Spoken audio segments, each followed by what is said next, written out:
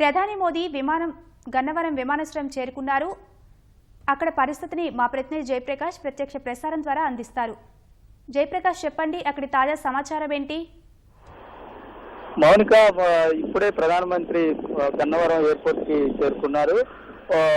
Air force సంబంధించినటువంటి విమానంలో ఆయన ప్రత్యేకంగా ఇక్కడికి చేరుకున్నారు. ఆయనకు ఆహ్వానం పలికేందుకు ఉమ్మడి రాష్ట్ర గవర్నర్ ఈఎస్ఎల్ నరసింహన్తో పాటు డీజీపీ ఆర్పి ఠాకూర్, చీఫ్ సెక్రటరీ, ప్రభుత్వ చీఫ్ సెక్రటరీ అనిల్ చంద్ర పునేట, వీళ్ళందరూ కలిసి ఆయనకి ఆహ్వానం పలికారు. అదేవిధంగా ప్రస్తుతం ఇక్కడికి చేరుకొని మరికొద్ది సేపట్లో ప్రత్యేక హెలికాప్టర్ లో ఆయన గుంటూరులో జరగనున్నటువంటి సభాస్థలికి చేరుకుంటారు. గుంటూరులో హెలిప్యాడ్ దగ్గర ఆయన దిగిన తర్వాత ప్రధానమంత్రి అక్కడి నుంచి రోడ్డు మార్గంలో ఏటుకూరు హైవేలో జరుగుతున్నటువంటి సభాస్థలికి చేరుకుంటారు. ప్రస్తుతం మామూలుగా సాధారణంగా ఇచ్చిన టైము 10:50 కంటే కొద్దిగా ముందుగానే ఈ రోజు ప్రధానమంత్రి విమానాశ్రయానికి చేరుకున్నారు. అక్కడ విమానాశ్రయానికి చేరుకొని వీరితోటి కొద్దిసేపు మాట్లాడిన తర్వాత ఆయన బయలుదేరుతున్నట్టు మనకి తెలిసింది. దీనికి సంబంధించి విమానాశ్రయం దగ్గర భారీ బందోబస్తు ఏర్పాటు చేశారు.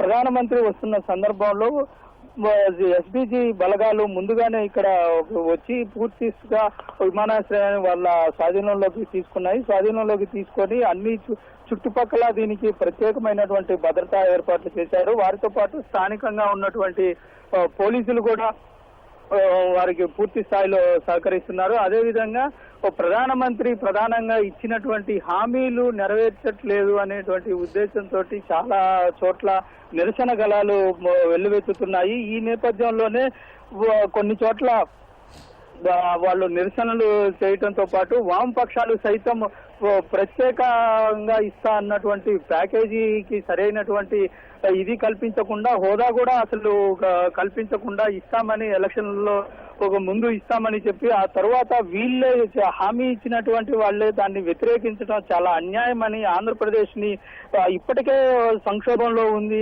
అప్పుల్లో ఉన్నటువంటి ఆంధ్రప్రదేశ్ ని ఈ విధంగా చేయటం అనేటువంటిది చాలా అన్యాయం అనేటువంటి వాళ్ళు తీవ్రంగా ఆందోళన నిరసనలు వ్యక్తం చేశారు. ప్రస్తుతం ఇంకొద్ది సేపట్లో హెలికాప్టర్ లోనే ఆయన ప్రధానమంత్రి అక్కడికి చేరుకునే అవకాశం ఉంది. ప్రస్తుతం మనం విజువల్స్ లో చూడొచ్చు.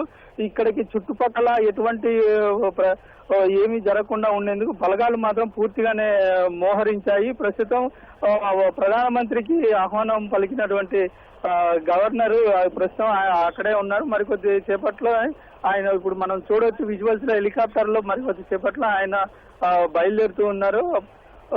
గుంటూరులో జరిగేటువంటి బహిరంగ సభలో మాట్లాడి అక్కడ సుమారు 40 నిమిషాల సేపు అక్కడ మాట్లాడి ఆ తర్వాత ఇక్కడకు మళ్ళీ 12:55కి విమానాశ్రయానికి చేరుకుంటారు హెలికాప్టర్ ద్వారా. ఇక్కడ నుంచి మళ్ళా విమానం నుంచి ఆయన చెన్నై బయలుదేరే అవకాశం ఉందనేటువంటిది ప్రధానమంత్రి ఇచ్చిన షెడ్యూల్లో మనకి తెలుస్తుంది. మౌనిక, ధన్యవాదాలు జయప్రకాష్.